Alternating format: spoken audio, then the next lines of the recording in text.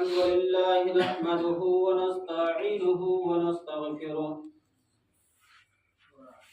ونؤمن به ونتوكل عليه ونعوذ بالله من شرور أنفسنا ومن سيئات أعمالنا من يهده الله فلا مضل له ومن يضلل فلا هادي له وأشهد أن لا إله إلا الله وحده لا شريك له وأشهد أن محمدا عبده ورسوله يا أيها الذين آمنوا اتقوا الله حق تقاته ولا تموتن إلا وأنتم مسلمون يا أيها الناس اتقوا ربكم الذي خلقكم من نفس واحدة وخلق منها زوجها وبث منهما رجالا كثيرا ونساء واتقوا الله الذي تساءلون به والأرحام إن الله كان عليكم رقيبا يا أيها الذين آمنوا اتقوا الله وقولوا قولا سديدا يصلح لكم أعمالكم ويغفر لكم ذنوبكم ومن يطع الله ورسوله فقد فاز فوزا عظيما أما بعد فإن خير الحديث كتاب الله وخير الهدي هدي محمد صلى الله عليه وسلم وشر الأمور محدثاتها وكل محدثة بدعة وكل بدعة ضلالة وكل ضلالة في النار أعوذ بالله من الشيطان الرجيم بسم الله الرحمن الرحيم وإنك لعلى خلق عظيم وقالت خديجة رضي الله تعالى عنها في خلق رسول الله صلى الله عليه وسلم كلا والله لا يخزيك الله أبدا إنك لتصل الرحم وتحمل الكلا وتكسب المعدوم وتقري الضيف وتعين على نوائب الحق رواه البخاري في كتاب بديع الوحي رب اشرح لي صدري ويسر لي أمري واحلل عقدة من لساني يفقهوا قولي رب زدني علما اللهم رب زدني علما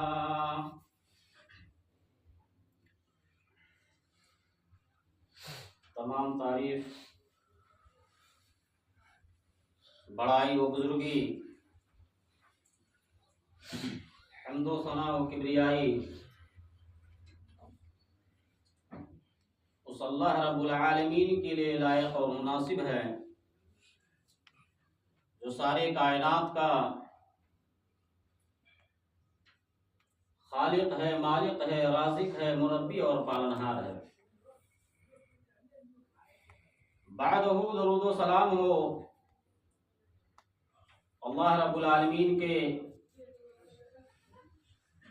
تمام انبیاء کرام پر، بالخصوص ہمارے آخری نبی تاجدار بطحہ محمد عربی صلی اللہ علیہ وسلم پر، جنہوں نے تمام صعوبتوں، دشواریوں اور پریشانیوں کو جھیل کر اللہ کا پیغام اللہ کے بندوں تک پہنچایا۔ ہزارہ درود و سلام ہو آخر پیغمبر جناب محمد عربی صلی اللہ علیہ وسلم کے ذات عالیہ پر۔ حضرات گرامی، میں نے خطبہ مسنونہ کے بعد قرآن کریم کی 29ویں پارے کی آیت کریمہ کی تلاوت کی ہے، اور اللہ کے پیارے نبی جناب محمد رسول اللہ صلی اللہ علیہ وسلم کی ایک حدیث جو حضرت عائشہ صدیقہ رضی اللہ تعالی عنہا سے مروی ہے۔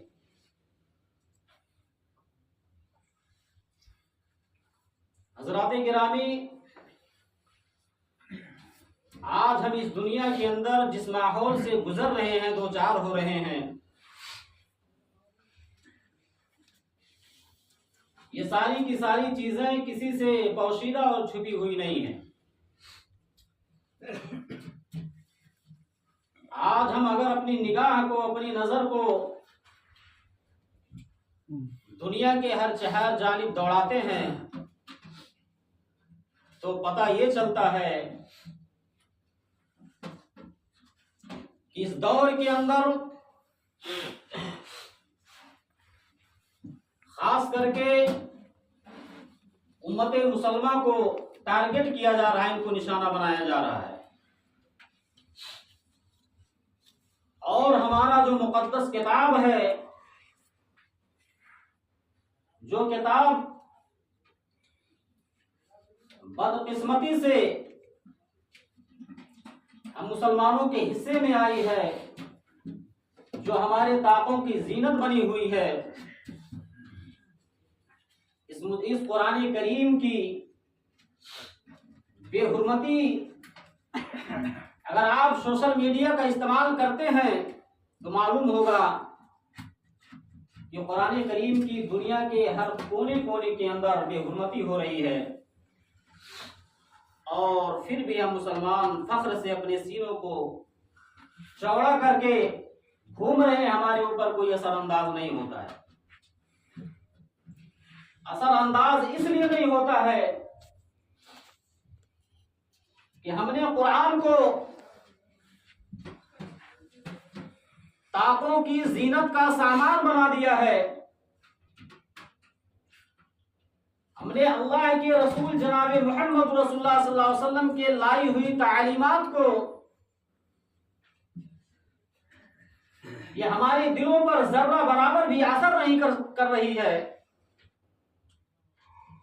اور وجہ یہ ہے کہ ہم اسلام سے، ہم قرآن سے، ہم اللہ اور اس کے رسول سے کوسوں دور نکل چکے ہیں، غافل ہو چکے ہیں۔ اللہ کے حبیب جناب محمد رسول اللہ صلی اللہ علیہ وسلم کی جو تعلیم تھی، جو تعلیمات تھی، اس تعلیم سے ہم بہت دور ہو چکے ہیں۔ آج ہمارے درمیان ایسے ایسے لوگ موجود ہیں اس دنیا کے اندر، غیر مسلموں کو چھوڑو، یہودیوں کو چھوڑو، اللہ رب العالمین کے نافرمانوں کو چھوڑو، مسلمانوں میں کچھ ایسے طبقے موجود ہیں جو اللہ رب العالمین کا سرے سے انکار کرتے ہیں کہ اس دنیا کا بنانے والا کوئی ہے ہی نہیں، دنیا آٹومیٹک بن گئی ہے، ہمارا رازق، ہمارا خالق، ہمارا مربی، ہمارا پالنہار کوئی نہیں ہے، ہم دنیا میں پیدا ہوئے ہیں، ہمیں چند سال کی زندگی مہیا ہوئی ہے، اور چند سالوں کے بعد ہم دنیا سے پوچھ کر جائیں گے، نہ ہمیں پیدا کرنے والا کوئی ہے، ہم خود بخود پیدا ہو گئے ہیں، اور نہ ہمارے موت کا کوئی ضامن ہے، ہمارا وقت آئے گا، ہم دنیا سے چلے جائیں گے۔ یہاں تک مسلمانوں میں عقیدہ ہے کہ اس دنیا کا بنانے والا، پیدا کرنے والا کوئی ہے ہی نہیں۔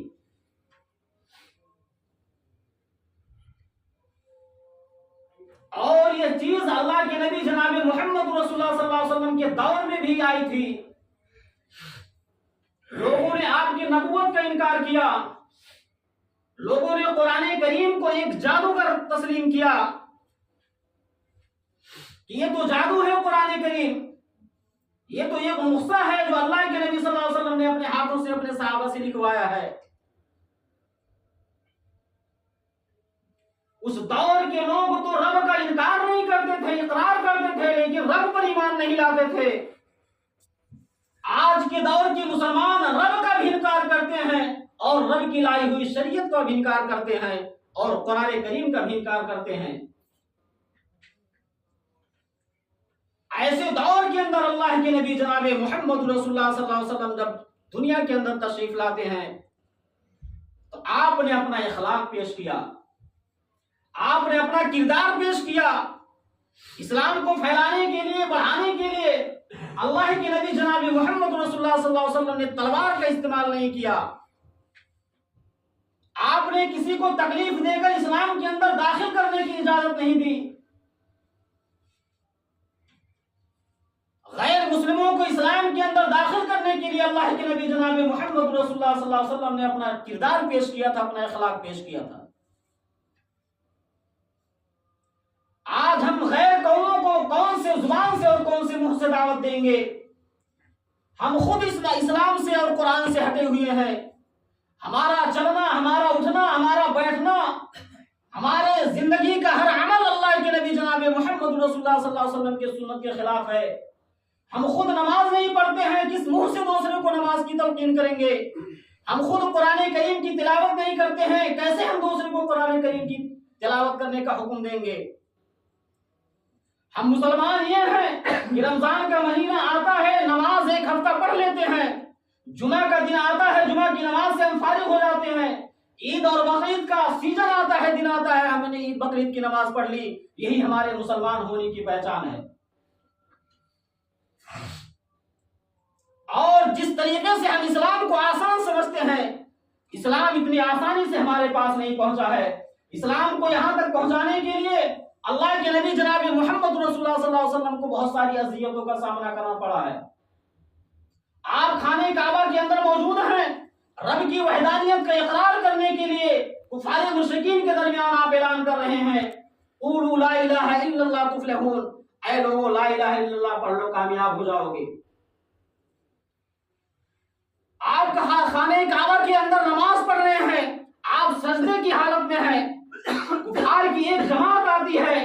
اونٹنی کی اوجھڑی اللہ کے نبی جناب محمد رسول اللہ صلی اللہ علیہ وسلم کے جسم اطہر پر لاد دیا جاتا ہے۔ یہ اتنا بھاری بھرکم ہوتا ہے کہ اللہ کے نبی صلی اللہ علیہ وسلم اس کے نیچے دب چکے ہوتے ہیں، آپ اٹھ نہیں پا رہے ہیں، حرکت نہیں کر پا رہے ہیں۔ اللہ کے نبی جناب محمد رسول اللہ صلی اللہ علیہ وسلم کی وہ چہیتی بیٹی لخت جگر حضرت فاطمہ رضی اللہ تعالی عنہا نے، جو معصوم سی بچی ہے، چھوٹی عمر ہے، دیکھتی ہے کہ میرے ابو کا قصور کیا ہے۔ لوگوں نے ہمارے ابو جناب محمد رسول اللہ صلی اللہ علیہ وسلم کے پیٹھ پر اونٹ کی اوجھڑی لاد دی ہے، آپ کو نماز نہیں پڑھنے دیا جا رہا ہے، آپ کے صحابہ کھلے طور پر نماز نہیں پڑھ سکتے ہیں، آج تو کھلی آزادی ہے، کون منع کرتا ہے نماز پڑھنے کے لیے؟ ایسے دور کے اندر اللہ کے نبی جناب محمد رسول اللہ صلی اللہ علیہ وسلم کافروں سے بدلہ نہیں لیا کرتے تھے، بلکہ مسکرا کر اور سنجیدہ لہجے میں جواب دیا کرتے تھے۔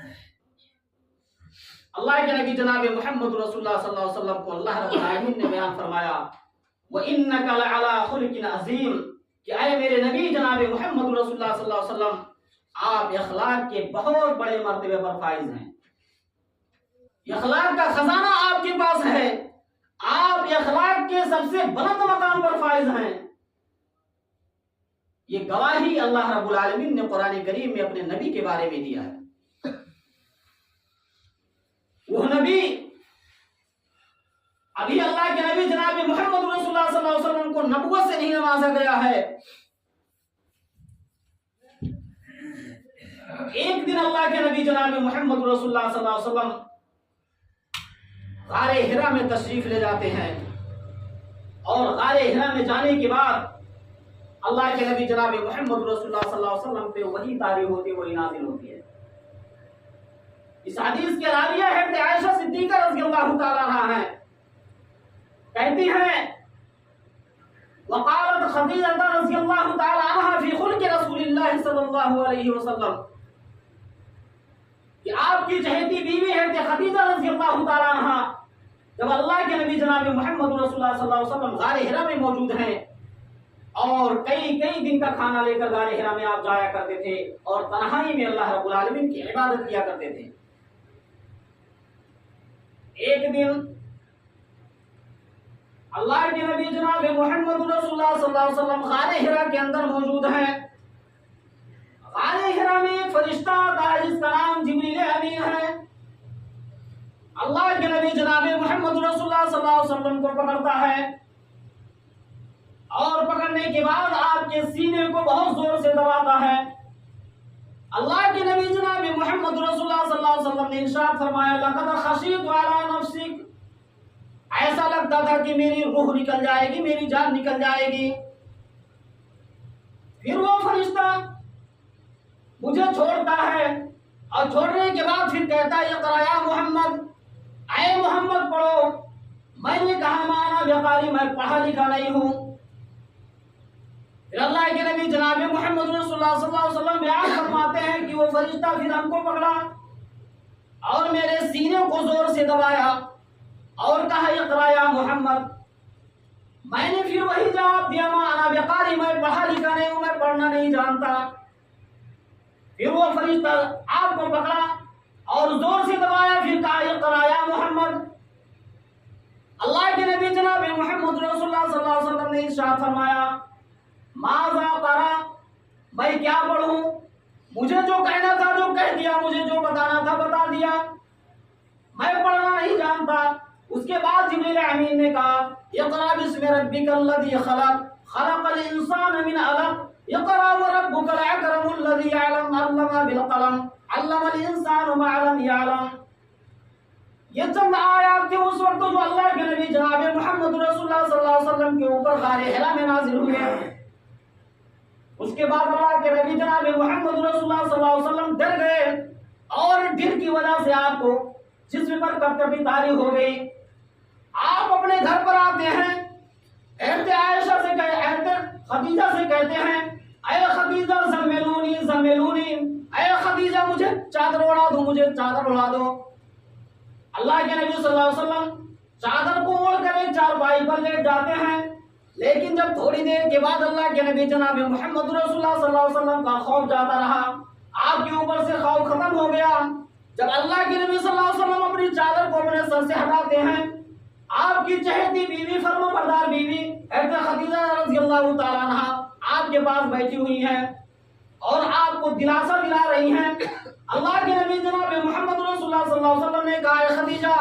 آج غار حرا کے اندر میرے پاس ایسا میرے سامنے ایسا منظر پیش آیا ہے. اے خدیجہ مجھے ڈر ہے، مجھے اپنے جان کے بارے میں مجھے خدشہ ہے، کہیں میرے اوپر بھوت اور پریت کا سایہ تو نہیں، کہیں میرے اوپر کوئی عذاب کا سایہ تو نہیں. اللہ کے نبی جناب محمد رسول اللہ صلی اللہ علیہ وسلم سے حضرت خدیجہ سے سارے منظر کو بیان فرما رہے ہیں جو غار حرا میں اللہ کے نبی صلی اللہ علیہ وسلم کے ساتھ پیش آیا. اے خدیجہ مجھے اپنے جان کے بارے میں ڈر لگ رہا ہے، کہیں میرے اوپر کوئی عذاب کا سایہ تو نہیں، کہیں میرے اوپر کوئی جن اور بھوت کا سایہ تو نہیں. اس وقت اللہ کے نبی جناب محمد رسول اللہ صلی اللہ علیہ وسلم کو حضرت خدیجہ رضی اللہ تعالیٰ عنہ دلاسا دلاتی ہیں، آپ کو تسلی دیتی ہیں، کہتی ہیں کلا، ہرگز نہیں، واللہ لا یخزیک اللہ ابدا، اے اللہ کے نبی صلی اللہ علیہ وسلم آپ کو اللہ رب العالمین کبھی ضائع اور برباد نہیں کرے گا. اے میرے شوہر، آپ کیوں اپنے جان کے بارے میں ڈر رہے ہو؟ آپ کو اپنی جان کی کیوں پڑی ہے؟ کلا، ہرگز نہیں، واللہ لا یخزیک اللہ ابدا، اے میرے شوہر، اے امام کائنات جناب محمد رسول اللہ صلی اللہ علیہ وسلم اللہ رب العالمین آپ کو کبھی ضائع اور برباد نہیں کرے گا. کیوں؟ انک لتصل الرحم، کیونکہ آپ قرابت داریوں کو جوڑتے ہیں، آپ رشتہ داریوں کو جوڑتے ہیں. وتحمل الکلہ، اور کوئی بوجھ کے نیچے دبا جا رہا ہے آپ اس کا سہارا بنتے ہیں. وتکسب المعدوم، جو شخص بھوکا ہے کھانے کے لیے کچھ نہیں ہے، اللہ کے نبی جناب محمد رسول اللہ صلی اللہ علیہ وسلم کما کر ان کو کھلاتے ہیں. وتقری الضیف، اے اللہ کے نبی صلی اللہ علیہ وسلم آپ کو مہمانداروں کی مہمان نوازی کرتے ہیں. وتعین علی نوائب الحق، اے میرے شوہر، اے میرے سرتاج، آپ کو گمگشتہ راہوں کو راہ دکھانے والے ہیں. پھر اللہ رب العالمین آپ کو ضائع اور ہلاکت کیسے کرے گا، آپ کو کیسے برباد کرے گا؟ اے اللہ کے نبی صلی اللہ علیہ وسلم اتنی ساری کی ساری خوبیاں آپ کے اندر موجود ہیں، نہیں، ہرگز ہرگز نہیں، اللہ رب العالمین آپ کو کبھی ضائع اور برباد نہیں کرے گا، آپ کو جاہل نہیں کرے گا۔ یہ اس وقت کا واقعہ ہے جب اللہ کے نبی جناب محمد رسول اللہ صلی اللہ علیہ وسلم کو اور حضرت خدیجہ کو معلوم نہیں تھا کہ اللہ کے نبی رسول بنا دیے گئے۔ آج پہلی وہی اللہ کے نبی جناب محمد رسول اللہ صلی اللہ علیہ وسلم پر نازل ہوئی ہے، ابھی خدیجہ کو معلوم نہیں ہے کہ اللہ کے نبی صلی اللہ علیہ وسلم رسول بنا دیے گئے ہیں، پیغمبر بنا دیے گئے۔ یہ نبوت سے پہلے اللہ کے نبی صلی اللہ علیہ وسلم کی اخلاقی عالیہ کا یہ عالم۔ اللہ واللہ لا یخزیک اللہ ابدا انک لتصل الرحم، آپ تو قرابت داریوں کو جوڑتے ہیں، آپ تو رشتہ داریوں کو جوڑتے ہیں۔ رشتہ داریوں کو جوڑنے کی جو تعلیم اللہ کے نبی جناب محمد رسول اللہ صلی اللہ علیہ وسلم نے دی ہے کہ جو شخص رشتہ داری کو کاٹتا ہے، جو رشتے کے اندر دراڑ ڈالتا ہے، جو رشتہ داریوں کو کاٹتا ہے، اس کے لیے اللہ کے نبی جناب محمد رسول اللہ صلی اللہ علیہ وسلم نے فرمان جاری کر دیا، لا يدخل الجنت قاطع الرحم، رشتہ داری کو کاٹنے والا، منقطع کرنے والا جنت کے اندر نہیں جائے گا۔ ابو ہریرہ رضی اللہ تعالیٰ عنہ اپنے زندگی کا واقعہ نقل کرتے ہیں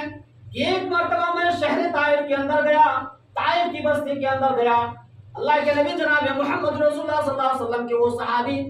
ابو ہریرہ رضی اللہ تعالیٰ عنہ گھومنے کے لیے، ٹہلنے کے لیے طائف کی بستی میں جاتے ہیں۔ ظہر کی نماز ادا کرنے کے لیے طائف کی مسجد میں ابو ہریرہ رضی اللہ تعالیٰ عنہ تشریف لاتے ہیں۔ لوگوں نے دیکھا کہ آج ابو ہریرہ رضی اللہ تعالیٰ عنہ تشریف لائے ہیں۔ لوگوں نے کوشش کی، اصرار کیا کہ اے ابو ہریرہ رضی اللہ تعالیٰ عنہ، آپ بہت دنوں کے بعد طائف کی بستی میں تشریف لائے ہیں، اے ابو ہریرہ رضی اللہ تعالیٰ عنہ، نماز کے بعد ہمیں کچھ درس دے دیجئے، کچھ اللہ کے نبی جناب محمد رسول اللہ صلی اللہ علیہ وسلم کی باتیں ہمیں بتلا دیجئے۔ ابو ہریرہ رضی اللہ تعالیٰ عنہ نے کہا، اے میرے ساتھیوں، میں سفر کر کے طائف کے اندر آیا ہوں، میں تھکا اور مادہ ہوں، آج نہیں میں کل صبح فجر کے بعد میں قرآن کریم کے اور اللہ کے نبی جناب محمد رسول اللہ صلی اللہ علیہ وسلم کی حدیث کے درس دوں گا۔ پورے طائف کے اندر شور مچ گیا کہ کل صبح فجر کی نماز کے بعد حضرت ابو ہریرہ رضی اللہ تعالیٰ عنہ مسجد کے اندر درس دینے والے ہیں۔ لوگ فجر کی نماز ادا کرتے ہیں اور اس وقت نماز فجر کے وقت میں دیکھتے ہیں کہ مسجد پوری کھچا کھچ بھر چکی ہے، مسجد کے اندر بہت زیادہ تعداد میں لوگ موجود ہیں۔ حضرت ابو ہریرہ رضی اللہ تعالیٰ عنہ نماز پڑھتے ہیں، فجر کی نماز پڑھنے کے بعد اللہ کے نبی صلی اللہ علیہ وسلم کے وہ صحابی حضرت ابو ہریرہ رضی اللہ تعالیٰ عنہ وعظ و نصیحت کے لیے منبر رسول پر کھڑا ہو جاتے ہیں اور کھڑا ہونے کے بعد کہتے ہیں کہ اے میرے ساتھیوں، اے نبی کے صحابہ، میں درس اس وقت تک نہیں دوں گا جب تک مجھے یہ پتہ نہ چل جائے کہ اس مجلس کے اندر، اس مجمع کے اندر کوئی اللہ رب العالمین کا نافرمان، کوئی اپنے رشتہ دار، اپنے پڑوسی سے ناراض ہو کر آ کر بیٹھ گیا ہو، وہ جا کر بھی معافی مانگ کر آئے۔ اگر اس مجلس کے اندر، اس مجمع کے اندر کوئی شخص اپنے کسی رشتہ دار سے ناراض ہوگا، میں درس نہیں دوں گا۔ ایک نوجوان تھا، اس نے اپنے کمر سے چادر کو نکالا اور اپنے منہ کے اندر لپیٹ لیا۔ حضرت ابو ہریرہ رضی اللہ تعالیٰ عنہ کو پتہ چل گیا یہ شخص کسی سے ناراض ہے۔ پھر ابو ہریرہ رضی اللہ تعالیٰ عنہ دوبارہ آواز لگاتے ہیں کہ لوگوں، اگر اس مجلس کے اندر، اس مجمع کے اندر کوئی شخص اپنے کسی رشتہ دار سے ناراض ہو تو اٹھ کر چلا جائے۔ وہ نوجوان اٹھتا ہے اور اپنے چہرے پر چادر لپیٹا ہوا ہے، کہتا ہے اے ابو ہریرہ رضی اللہ تعالیٰ عنہ، میری خالہ مجھ سے ناراض ہے، میں جاتا ہوں اپنی خالہ سے معافی مانگ کر آتا ہوں، لیکن اے ابو ہریرہ رضی اللہ تعالیٰ عنہ، جب تک میں واپس نہ آ جاؤں آپ درس نہیں دیں گے، اللہ کے نبی صلی اللہ علیہ وسلم کی حدیث نہیں سنائیں گے، اس لیے کہ میں اپنی خالہ سے معافی مانگنے کے لیے چلا جاتا ہوں اور آپ اللہ کے نبی جناب محمد رسول اللہ صلی اللہ علیہ وسلم کی حدیث سنا دیں اور میں اس حدیث سے محروم ہو جاؤں۔ ابو ہریرہ نے کہا جاؤ جلدی۔ وہ نوجوان جاتا ہے، دوڑتے ہوئے جاتا اپنے خالہ کے گھر پہنچتا ہے، کہتا ہے خالہ مجھے معاف کر دو، خالہ نے کہا کہ پہلے میں مناتی تھی تو تم آتے نہیں تھے، آج کون سی بات ہو گئی، آج کیوں اچانک میرے گھر پر تشریف لائے ہو؟ کہا اے خالہ، آج ابو ہریرہ نے ایسا مسئلہ رکھ دیا ہے، اللہ کے نبی صلی اللہ علیہ وسلم کی حدیث سنانے والے تھے ابو ہریرہ رضی اللہ تعالیٰ عنہ، اور کہا اگر اس مجلس کے اندر، اس مجمع کے اندر کوئی شخص اپنے کسی رشتہ دار سے ناراض ہو، اٹھ کر چلے جائے، میں درس نہیں دینے والا ہوں۔ اے خالہ، پوری مجمع کے اندر، پوری مجلس کے اندر میں ہی ایک اکیلے اپنے خالہ سے ناراض نکلا۔ خالہ نے کہا اے میرے بیٹے، تم مجھ سے معافی مانگنے کے لیے آئے ہو، میں معافی دینے کے لیے تیار ہوں، جاؤ اے میرے بیٹے، میں نے تجھے معاف کر دیا۔ جب وہ نوجوان معافی مانگ کر اپنے خالہ سے جانے لگا، چند ہی قدم دور چلا تھا کہ خالہ نے آواز دیا اے میرے بیٹے ادھر آ جاؤ، جاؤ میرے جانب سے ابو ہریرہ رضی اللہ تعالیٰ عنہ سے یہ مسئلہ پوچھ لینا اور کہنا کہ میری خالہ یہ جاننا چاہتی ہیں کہ پورے مجلس کے اندر، پورے مجمع کے اندر ایک انسان اپنے رشتہ دار سے ناراض نکلا۔ اے ابو ہریرہ رضی اللہ تعالیٰ عنہ، ایک مجمع کے اندر ایک آدمی اپنے رشتہ دار سے ناراض تھا، بنا رہتا، آپ نے درس دینے سے کیوں انکار کر دیا، درس کو کیوں روک دیا؟ وہ نوجوان آیا، کہا اے ابو ہریرہ، میں نے اپنے خالہ سے معافی مانگ لیا، میری خالہ نے مجھے معاف کر دیا،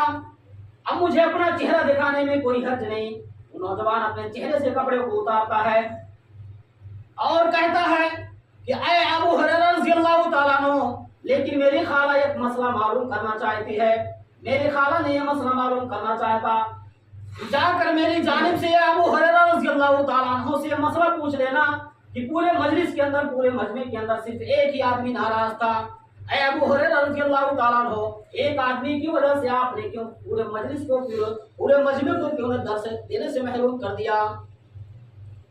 ابو ہریرہ رضی اللہ تعالیٰ عنہ کہتے ہیں کہ اے نوجوان بیٹھ جا، وہ نوجوان بیٹھ جاتا ہے، ابو ہریرہ رضی اللہ تعالیٰ عنہ کھڑے ہو جاتے ہیں، کہا اے نوجوان، میں آج یہی درس دیتا ہوں، اللہ کے نبی جناب محمد رسول اللہ صلی اللہ علیہ وسلم جب جمعے کا خطبہ دے رہے تھے، میں اس خطبے کے اندر موجود تھا، اللہ کے نبی جناب محمد رسول اللہ صلی اللہ علیہ وسلم نے ارشاد فرمایا کہ جو شخص کسی مجلس میں اپنے کسی رشتہ دار سے ناراض ہو کر آ کر بیٹھ جاتا ہے، اللہ رب العالمین کی غشیت اور اس کی رحمت پوری مجلس پر نازل نہیں ہوتی ہے۔ صرف ایک آدمی اگر کسی مجلس کے اندر ناراض اپنے رشتہ دار سے یا اپنے بھائی سے، اپنے پڑوسی سے ناراض ہو کر آ کر بیٹھ جاتا ہے، اس پورے مجمع میں اللہ رب العالمین کی رحمت اور شفقت نازل نہیں، اللہ اس رحمت کو روک لیتا ہے۔ انک لتصل الرحم،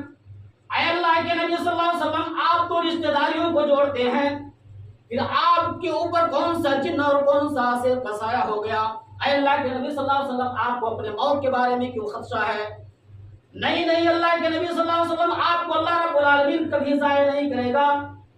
کیونکہ آپ رشتہ داریوں کو جوڑتے ہیں۔ وَتَحْمِلُ الْكَلَّةَ، اور جو شخص بوجھ کے نیچے دبا جا رہا اس کا سہارا آپ بنتے ہیں۔